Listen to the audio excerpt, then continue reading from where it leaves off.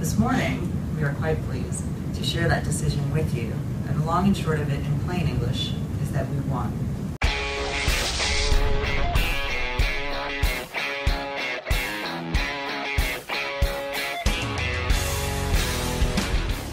Thank you very much for coming this morning to our press conference.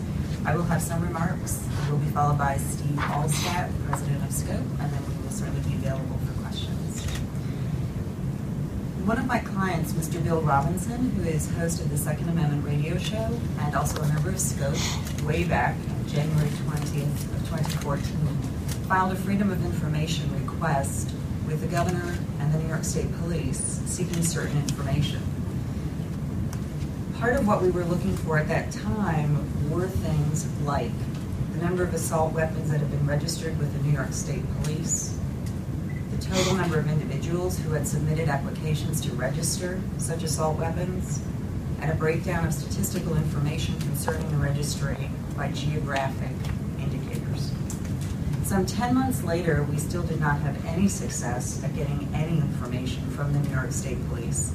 And it was not just Mr. Robinson who was trying to find this information. It was groups from the entire political spectrum here in the state of New York, from Scope on the right, to Moms Demanding Action, to NYPIRG, and even to members of the media, such as the Times Union's own Rick Carlin. So on just October 2nd, 2014, I filed the case of Robinson versus Cuomo in the Albany County Supreme Court, and Judge McNamara was assigned. We went through months of litigation and then months awaiting a judicial decision. This morning, we are quite pleased to share that decision with you, and the long and short of it in plain English is that we won.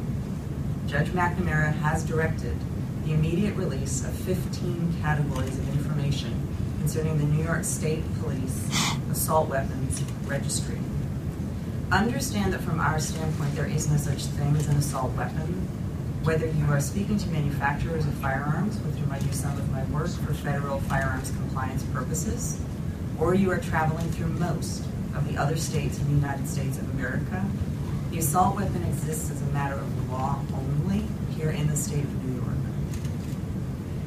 This is an important juncture, really, for all of us in a government administration here in Albany that has been operating behind a veil of secrecy, not only for the information we sought, but in other areas, and not only for us, but for all of the other people who have sought the same information.